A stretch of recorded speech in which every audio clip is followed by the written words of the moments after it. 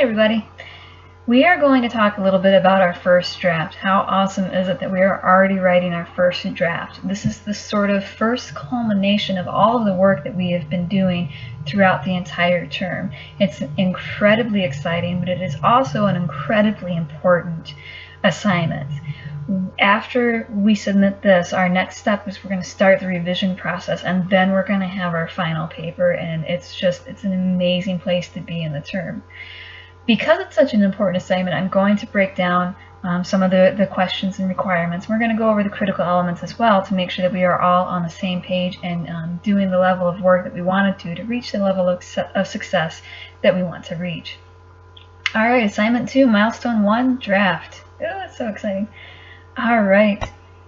In our MindEdge, we do have the prompts, much like some of our other assignments, and much like some of our other assignments, there might be some repetition going on, and I know that we might get tired with being asked the same thing over and over, like with our argument. I mean, I think we've answered what our argument is 4 times now, but the reason why we do get so repetitious, especially with writing, is it allows us to continue to think, to passively think, even if we're not actively answering that question. By being repetitious, we are kind of triggering the back of our heads to always be thinking about the problem, and maybe through all that thinking and all that repetition, we will find a new way to express our ideas. And this is where it's going to kind of culminate into an actual paper. All right, before we even get started, I want to remind you that we need to be writing full paragraphs here, okay?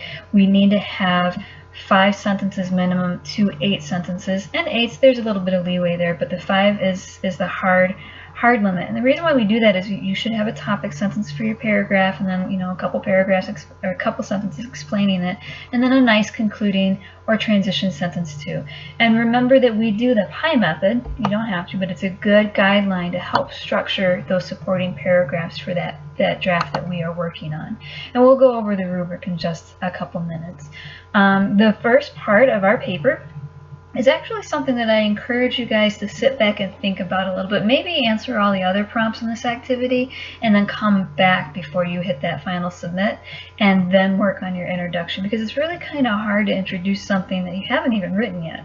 But then again, we've been sort of answering these questions throughout the term, so maybe you're ready to just go ahead and dive in and start writing the introduction. And that's okay, whichever way works for you. Do it now, maybe fill out the other prompts first and then come back to it, on whatever works for you. Now the thing about these prompts is they are structured to help build your paragraphs. So there's going to be 1 or 2 or 3 prompts per suggested paragraph for your draft. For example, for your introduction, you'll notice the first question here, first prompt is introduction paragraphs, what is the topic of your essay? And the next one is still labeled introduction paragraph. So 2 or 3 of these prompts might go to support the development of the same paragraph. This is why it is so important, after you save everything and download it, that you open up that Word document and create an actual flowing paragraph out of this. Don't just download it into a Word document and then submit that Word document without reformatting it. We are creating actual drafts here, and your grade is going to suffer a little bit if you just download it and submit it without reformatting it into cohesive paragraphs and a fully formatted essay. Let's make sure we're double spacing things, make sure those paragraphs are indented. These are all things that we've talked about either in previous videos and announcement materials, and also in the grading rubric and the inline comments that I leave on your papers too. As always, if you have any questions at all, you can always let me know. Plus, I am totally happy to review that paper before you finally submit it on Sunday. Just if you want to do that, try and get it to me by Friday so I can be sure to give you some time to make any adjustments. So, long section of this video is short. Make sure you're opening up that Word document and reformatting this into a proper essay. Alright, back to our prompt questions. The first one, what is the topic of your essay and how do you plan to grab your reader's attention at the beginning of your essay? Okay, I don't want you to say, I am going to grab my reader's attention at the beginning of your essay, my essay, by saying a shocking statistic. Give us that shocking statistic. Give us that attention grabber. Go ahead and write what your attention grabber is going to be. And then the next prompt is, what is your thesis statement? And building off of our last assignment, I went ahead and already filled out some of these prompts. That's why we saved our thesis development into the notes, so you can kind of reference those as we work on this assignment. My thesis statement for this assignment is, allowing students to use text lingo in academic papers is bad for students because it leads to poor academic writing skills, limits student success, and leaves them unprepared for real-world expectations. Remember, with our thesis statement, it can be 1 to 2 sentences. You need to clearly state what your argument is and give us 3 reasons why our audience should be convinced. Okay, and that kind of helps develop our introduction paragraph. Now we're on to the body paragraphs. Yay! And here you're going to see it say, supporting paragraph 1, supporting paragraph 1, another question, supporting paragraph 1, another question. So I think there's 3 questions per supporting paragraph, and we're only going to go over the first one because all 3 supporting paragraphs are going to be formatted similarly, but definitely give real good thought into your answers because this is the actual writing of your paper. You're starting to write your paper, so let's do the work to make sure that our paper is coming across clear and the best that it can be. So supporting paragraph 1, prompt 1, what is the first main point or reason of your paper? This is that first reason in your thesis. This is a problem because, first point. So I would say allowing students to use text lingo in academic papers is detrimental to a student's learning experience because it leads to poor or sloppy academic writing skills. Okay? And that's the main point of this paragraph. It's sort of like our topic sentence. Supporting paragraph 1, second prompt. What evidence have you found that supports your point? This is where you use that evidence, you find that quote, and reference it to support that idea. For example, I would say this is clearly supported in Rowan's article, No Lulling Matter. Rowan describes the impact of using text lingo and slang in a paper can have on a student's success. She states, and then I put in the evidence. I put in a direct quotation. And remember, we need to be citing our direct quotations and paraphrase content at this point. And then, there's my fan. The third part of our body paragraphs needs to be where we explain this evidence, how this evidence supports our point. So it's more than just saying, bam, this source supports it. We need to explain why this source supports that main idea. This goes to show that although acceptable in casual conversations, text lingo has no place in academic writing and does little more than reinforce the misconception that particular student has insufficient writing skills. So let's put that all together. Now say we submit all these and we just drop it into that Word document and we upload just that Word document. It's not going to sound like a paper. It's going to sound like you're answering these prompts. So we want to make sure that we download it all into that Word document, open it up, and reformat it into a paragraph. Now, my first body paragraph that comes after my introduction is going to sound something along the lines of this after we kind of clean it up a little bit.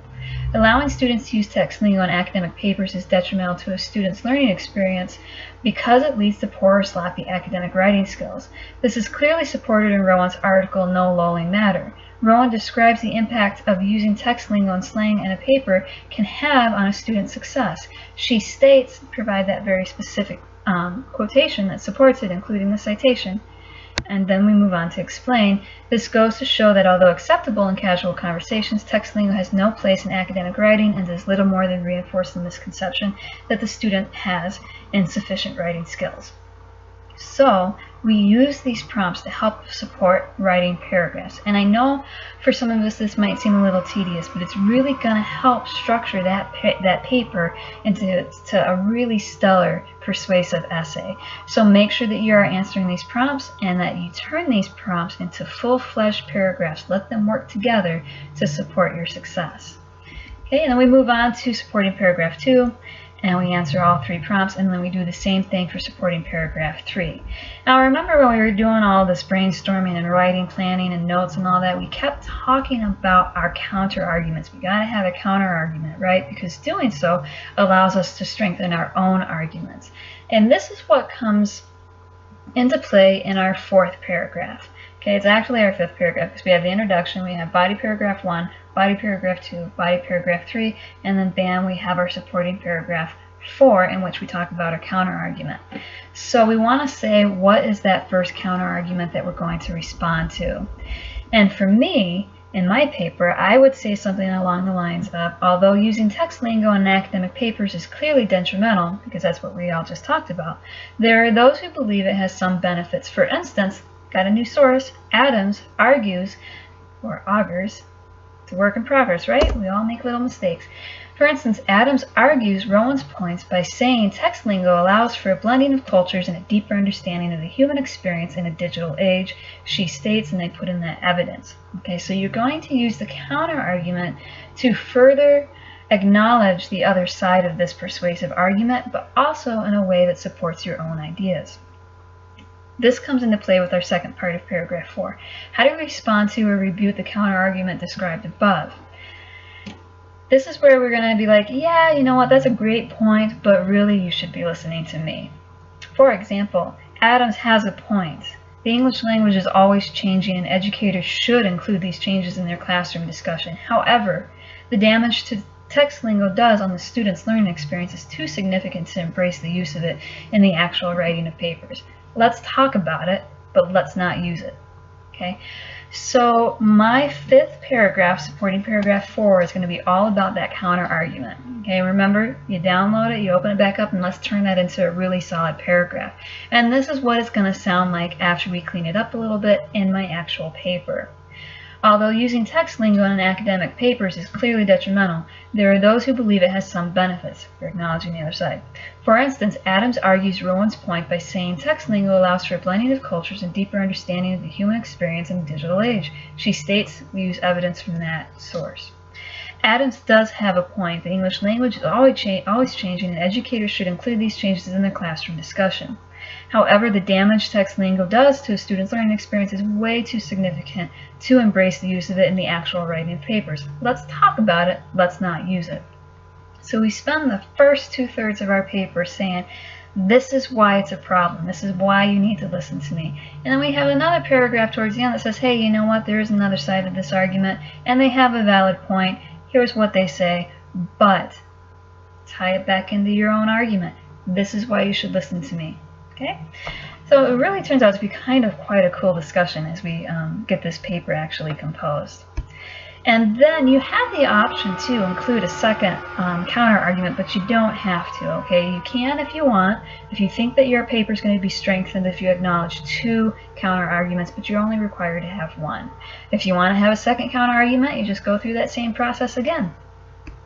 And then we move on to the conclusion. And the conclusion is essentially a review of your argument. You want to consider what the most important points were. What were those 3 key points?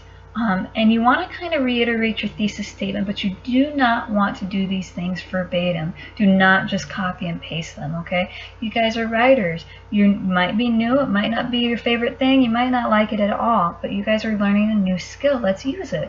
Don't just copy and paste your 3 key points and your thesis statement. Let's rephrase it a little bit. Let's paraphrase.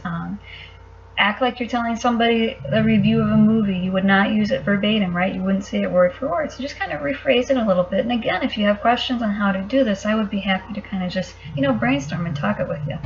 And as with any assignment at all, you can always email me your draft before it's due, and I'll be happy to take a look at it as well. And then we get to submitting our draft. We said it, 6 times. We want to make sure that you download it into a Word document, open it up, and make sure that it's reformatted into a proper essay. This includes making cohesive paragraphs out of our prompts, and it also includes indenting those paragraphs, double spacing, and let's really work on getting our citations in there, guys. And more on citations next week.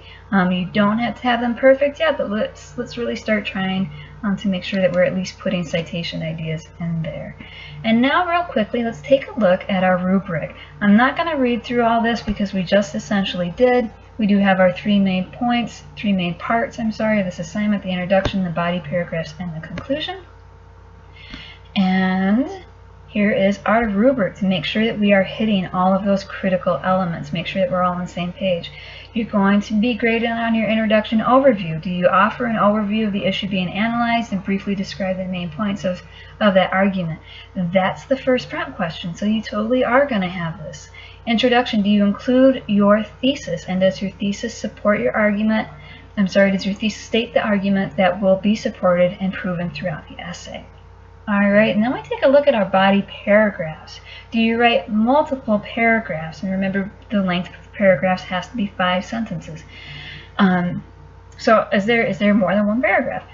Do they clearly build your thesis? Okay, are they just in there to talk, or do they help build and support that thesis?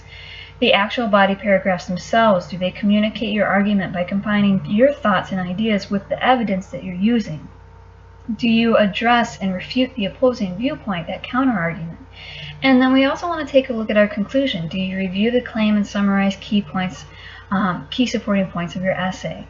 So do you answer all the prompts and put them together in cohesive paragraphs? Yeah, you do. You're going to get an amazing grade if you do all of this. And then we want to focus on the conclusion and your insights. Do you establish any new insights through your analysis? This is kind of your wrap-up for your conclusion. Did you learn anything new? And then we do want to be aware of the articulation of our response. This is our citations. Let's give them a try. Grammar, spelling, syntax, and organization. And again, let's make sure that we're writing full paragraphs. So that is very long-winded, explanation of our draft. This is a big, important assignment, and that's why I kind of went through it bit by bit. Don't stress this. You guys got this. That's what these prompts are for. They're to help you build, help you answer all of these critical elements to make sure we're all on the same page. Just don't write single sentence prompt response, download it, and upload that paper without opening it. That is where a lot of students maybe miss out on the success of this assignment. We really want to remember to open that up, reformat it as a proper essay, and then we'll be able to have something that we work with that's going to be great. Okay, so this is our draft. You guys are going to do great. Don't stress about it. If you have any questions at all, let me know. And remember, I'll be happy to review this draft before it's due if you get it to me by Friday. Don't stress this. You guys got this. You're doing amazing.